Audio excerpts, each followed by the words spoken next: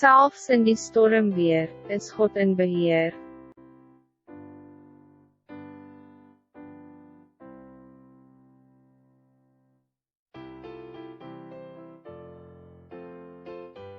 Al gaan dit met jou woes, wees deel van die sielehoes.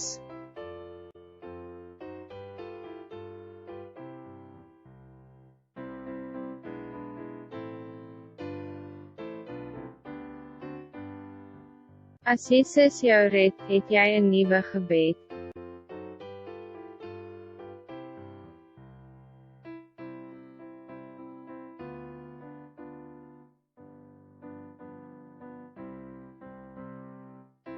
Soek ook die seën van God, nie net die seën van God.